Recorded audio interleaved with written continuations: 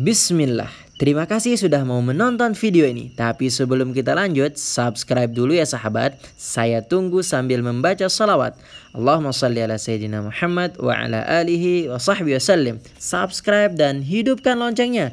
Insya Allah akan ada video-video tentang Mekah, Madinah, dan tempat-tempat bersejarah lainnya. Selamat menonton, syukron. Oke, bismillahirrahmanirrahim. Assalamualaikum warahmatullahi wabarakatuh. Alhamdulillah wassalatu wassalamu ala rasulillah wa ba'duh. Sahabat, kita lanjutkan baca-baca kita. Dan sekarang kita agak random sedikit, karena yang lagi tren sekarang kebetulan di YouTube sahabat mengenai Sayyidah Aisyah. Kalau sahabat searching, mungkin yang lagi trending sekarang Sabian, lagunya mengenai Sayyidah Aisyah dan lain sebagainya. Ada banyak sekali sahabat cover-cover lagu mengenai Sayyidah Aisyah, dan sahabat pasti ingin tahu bagaimana cerita lengkapnya Sayyidah Aisyah. Kita baca di Bilik-Bilik Cinta Muhammad Sallallahu Alaihi Wasallam, kisah sehari-hari rumah tangga Nabi Sallallahu Alaihi Wasallam. Di rumah Aisyah. Sejenak kita kembali ke belakang, menengok hari-hari menegangkan, detik-detik paling keras ketika Nabi meninggalkan Mekah, mengarungi gurun lepas menuju Madinah, lalu menetap di sana setelah 13 tahun menahan lelah yang meremukkan. Dengan berdirinya negara Islam yang halaman muka sejarahnya diawali dengan hijrah yang dramatis dan mengharukan, Nabi dapat bernafas lega. Mungkin beliau juga merasa perlu istirahat meski sejenak dan mendirikan rumah sesuai petunjuk Allah. Tidak sekedar untuk mengajarkan bagaimana seharusnya membangun sebuah rumah, tetapi juga untuk menegaskan bahwa hidup beliau tak berbeda dengan hidup kaum mukmin pada umumnya. Bahwa beliau seutuhnya adalah manusia, baik ucapannya maupun kelakuannya. Bahu-membahu kaum muslim membangun masjid yang kelak dikenal dengan Masjid Nabawi itu. Di sisi masjid, Nabi mendirikan bilik-bilik. Salah satunya ditempati beliau bersama Saudah binti Zam'ah setelah menyusul beliau hijrah.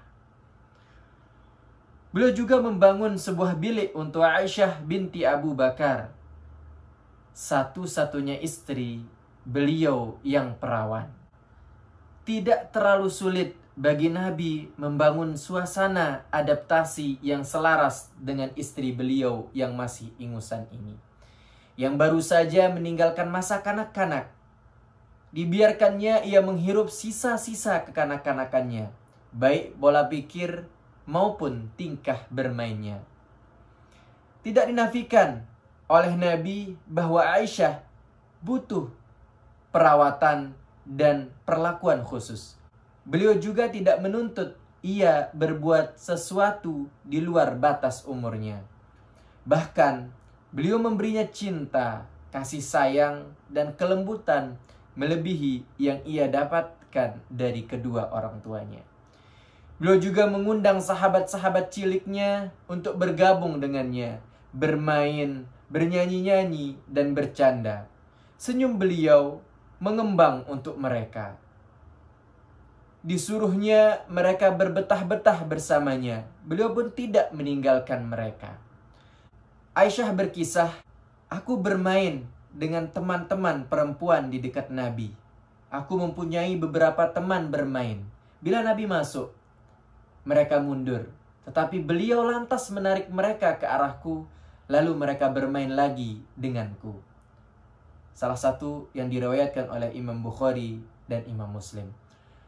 Beliau tidak melarang Aisyah berteriak-riak girang, mengangkat suaranya lantang, atau berbicara dengan kemanjaan seorang putri agung yang tahu kedudukannya sebagai orang yang dicintai, dihormati, dan dimuliakan. Kedudukan beliau, baik sebagai nabi maupun rasul, sama sekali tidak menghambat untuk memberi keleluasaan kepada Aisyah untuk memenuhi apa yang ia inginkan. Tak pernah sehari pun beliau bersabda, "Kamu ini istri seorang rasul yang mempunyai kedudukan agung di sisi Allah. Jadilah manusia sempurna, jadilah simbol keagungan dan kegagahan. Nabi juga tak pernah meletakkan tangan di mulut Aisyah untuk mencegahnya berbicara, membantah, atau marah. Semua itu beliau lakukan agar hidup Aisyah berjalan alami sesuai tabiat dalam dirinya. Tak ada intervensi, tak ada upaya mencerabutinya kecuali menyangkut larangan agama atau lepas dari hukum syara. Tak pernah pula Nabi membunuh keinginan Aisyah yang baik dan menyelamatkan. Bila ingin luruskan sebagian keinginannya yang menyimpang, beliau melakukannya dengan metode pendampingan dan pemberian nasihat. Tidak sampai memaki sedikit pun. Mungkin kelakuan Aisyah yang demikian itu dinilai buruk oleh ibunya. Ia ingin putrinya segera meninggalkan masa kanak-kanak menuju masa remaja dan dewasa sesuai dengan kedudukan rumah tangganya yang agung. Rumah tangga kenabian, begitu pula sang ayah Abu Bakar. Mungkin ia menganggap Aisyah tidak baik berkelakuan seperti itu. Maka dicegahnya atau ditegurnya ia agar segera menanggalkan baju kanak-kanaknya yang menurut sang ayah tidak sesuai dengan kedudukan sebagai istri Nabi SAW. Bila perlakuan kedua orang tuanya itu diketahui Nabi, beliau berusaha mencegahnya agar tidak mencela atau memaki.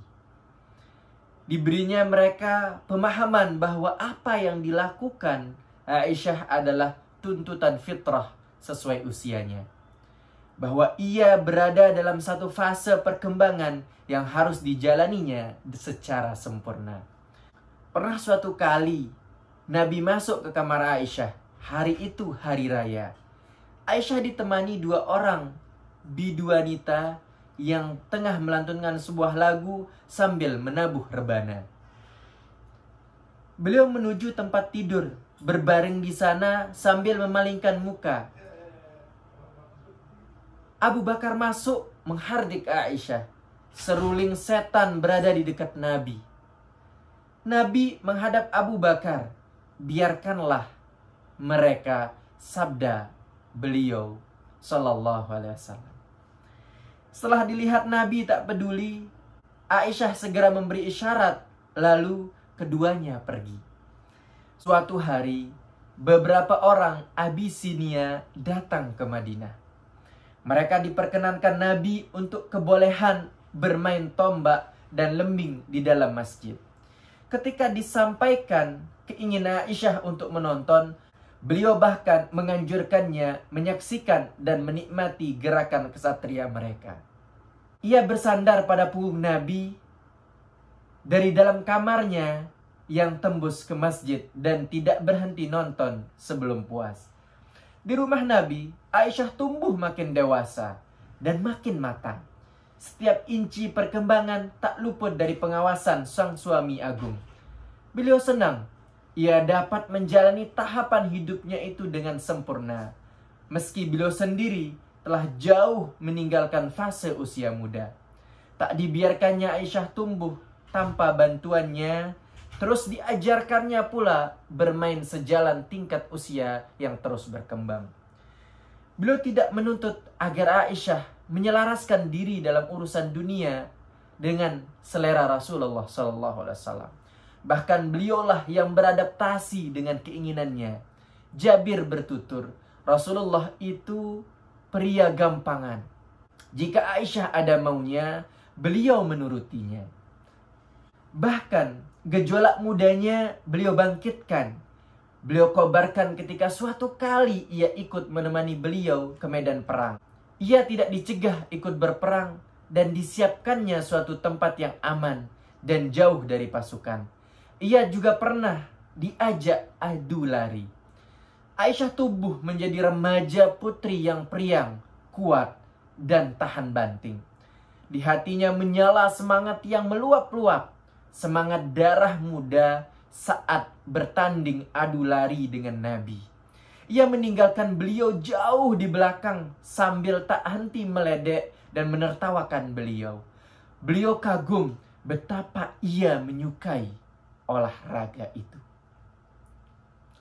Beberapa tahun berlalu, pada suatu kesempatan Aisyah keluar bersama Nabi.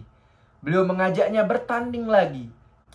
Kali ini lari cepat dimenangkan Nabi. Aisyah kalah karena tubuhnya sudah padat berisi. Aisyah cemberut, tetapi Nabi meledeknya dengan menyerangkan senyum. Dikenangkannya bahwa dulu ia yang menang, tapi kali ini bertekuk lutut. Impas, sabda beliau menggoda. Nabi tahu seluk-beluk jiwa Aisyah, tahu kapan jiwanya sensitif, kapan bahagianya selangit.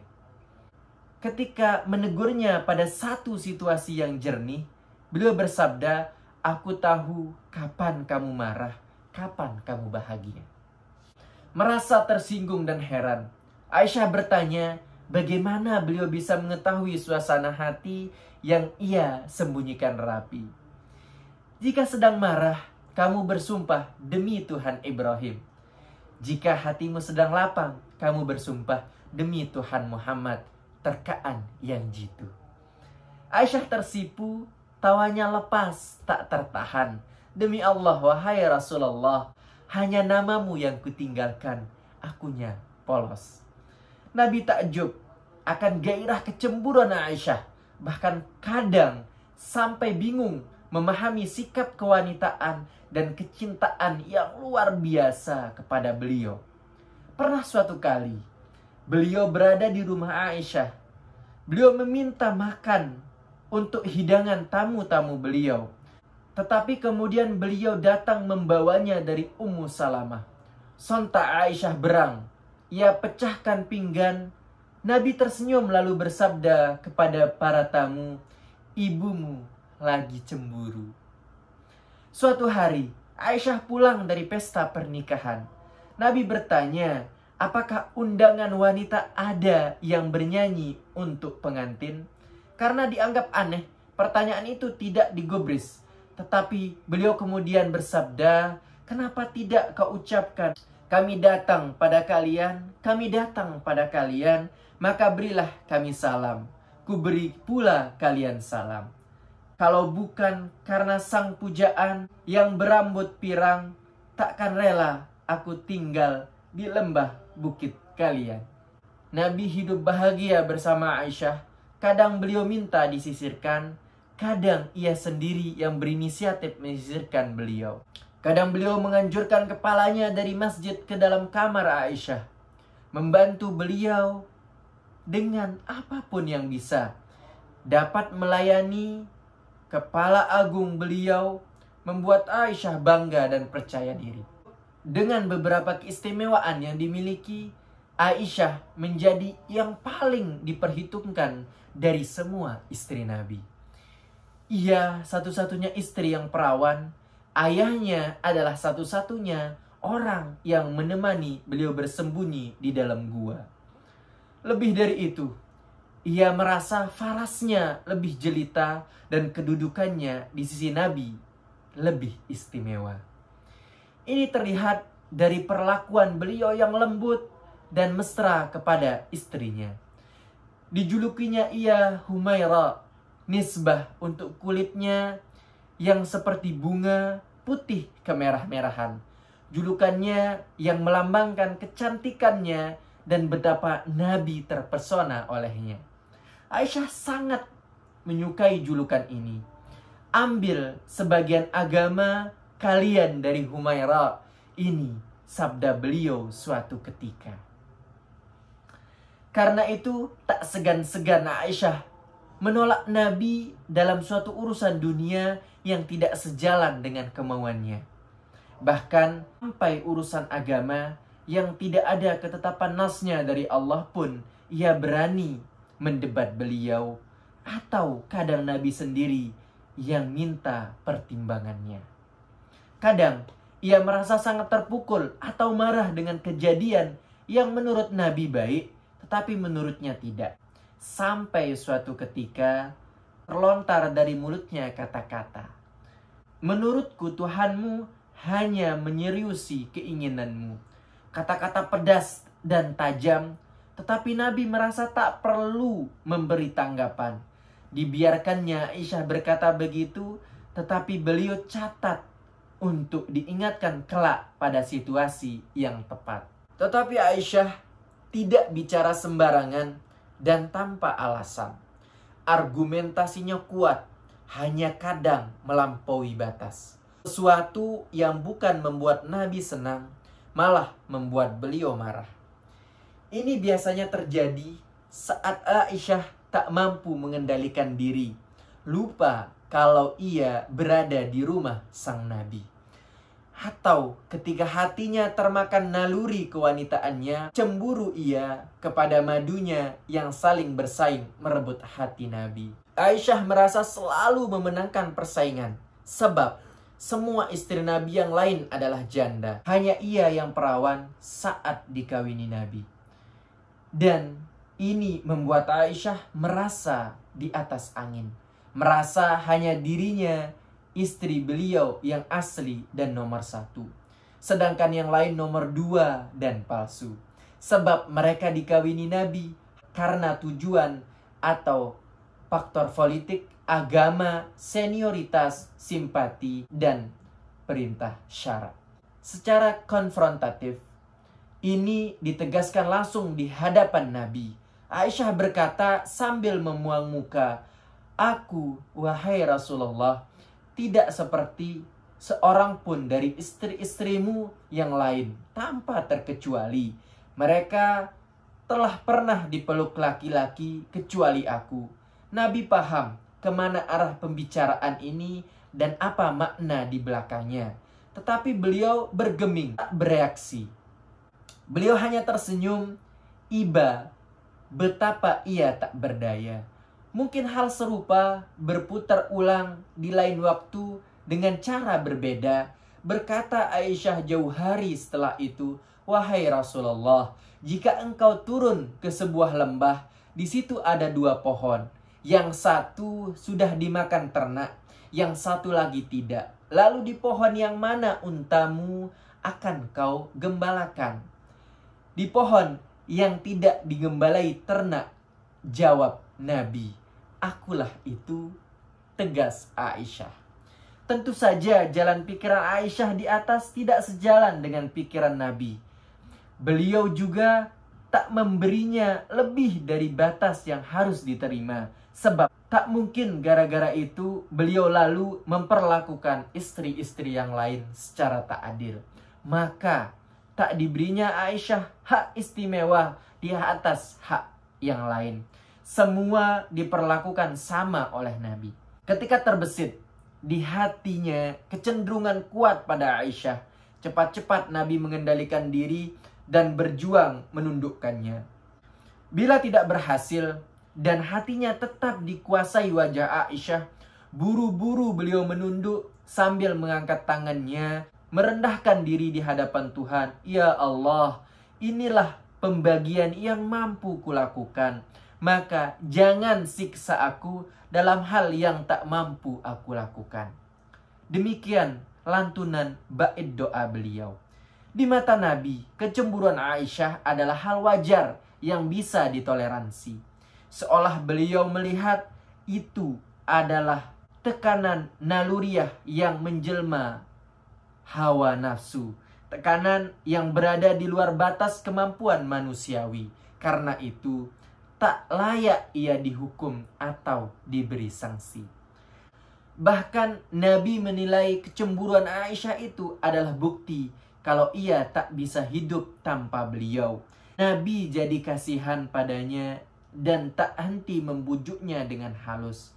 Maka diterimanya letupan kewanitaan itu dengan lapang sekali waktu, dengan umpatan di waktu lain, atau dengan sikap masa bodoh. Tetapi bila kecemburuan Aisyah kelewatan batas, Nabi tak tinggal diam. Pernah sekali waktu saking cemburunya kepada Safiyah binti Huyai, Aisyah berkata kepada Nabi.